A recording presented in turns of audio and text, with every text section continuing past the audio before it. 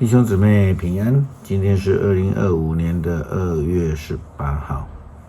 今天的经文是诗篇120篇，以斯拉记第1章第1节到11节，哥林多后书第1章12节到19节。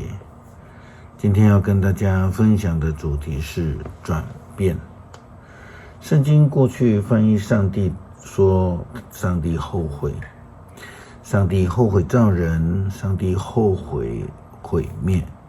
但是原文的意思其实是转意，就是转变了原来的旨意、想法，或是说做法。转意或是转变是比较符合圣经原意 turn 的意思。这样的说法在圣经当中经常出现，甚至就连以色列的敌国的领袖都会发生这样的一个情况。以斯拉记第1章第1节到11节记载了一段非常令人感动的事情。一位敌国的领袖，他我们说一个异邦的统治者，他竟然的接受了先知耶利米的话语所感动，后来他竟然推动了以色列人进入这个圣殿重建的这个计划当中，他推动了，并且提供了许多的建材。圣经记载说，波斯皇帝塞鲁士登基的第1年，上主为了要实现他借着耶利米先知所说的预言，激动的塞鲁士下了一道诏令，用文字记下，传送到帝国的每一个角落。诏令的内容如下：这是波斯皇帝塞鲁士的命令。上主天上的上帝使我做了全世界的统治者，他要我负责在犹大的耶路撒冷为他建造一座殿宇。愿上帝与你们这些作为他子民的同在。你们要到犹大的耶路撒冷去，重建上主以色列的上帝。他是在耶路撒冷受敬拜的上帝。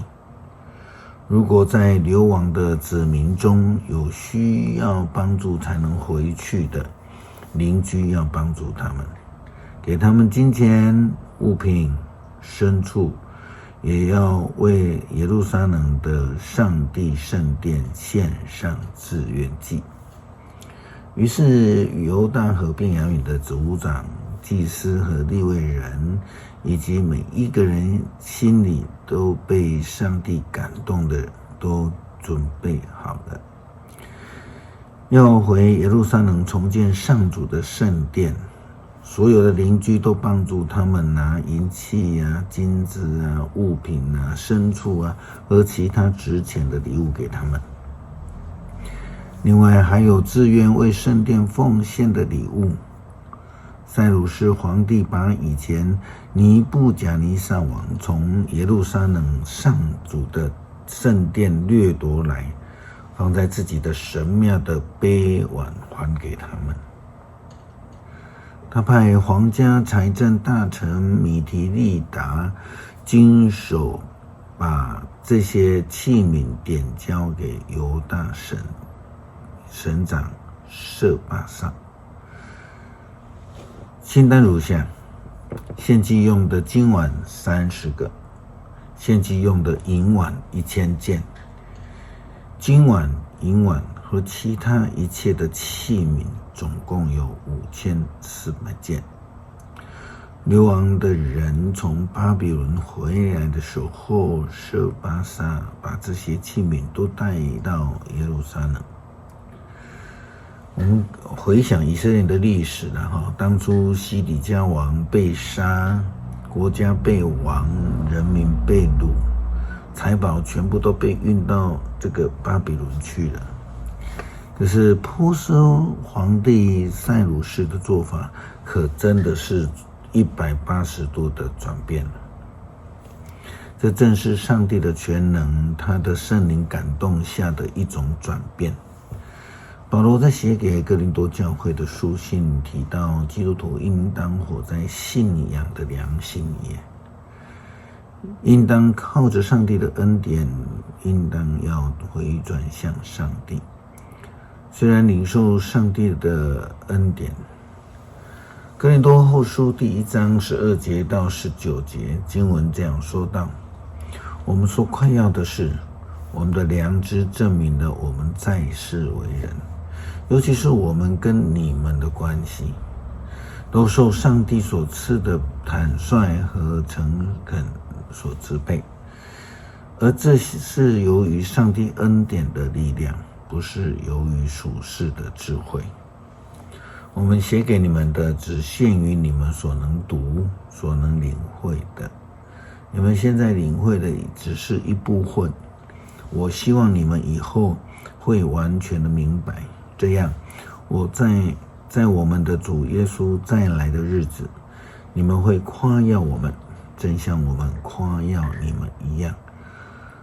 既然有这样的确信，我就计划先去访问你们，使你们加倍的获得欣慰。我往马其顿去的时候，计划先经过你们那里去，回来的时候再去一次，好让你们帮助我前往犹太。这样的计划，有谁能批评我轻率吗？难道我计划这件事是出于我自私的动机吗？是是非非，反复无常吗？我指着信实的上帝说，我的诺言并不是是而又非的，因为我和希拉由提摩太传给你们上帝儿子的耶稣基督，并不是一位是而又非的上帝。相反的，他就是上帝这个是字。保罗的工作也就如同先知耶利米一样，他劝勉这个哥林多教会的基督徒要能够转变，完全明白耶稣基督的恩典。诗篇120篇，我在患难中求告上帝，他就答应我。上主啊，求你救我脱离虚伪诡诈的人。虚伪的人啊，上帝要怎么对待你们呢？你要怎么样惩罚你呢？他要用战士锐利的剑，用灼热的炭火来惩罚你。寄居在米色人当中，我是多么的惨啊！投宿在基达人当中，我是多么的不幸啊！我跟讨厌和平的人相处太久了，我爱好和平，我讲和平，他们却要战争。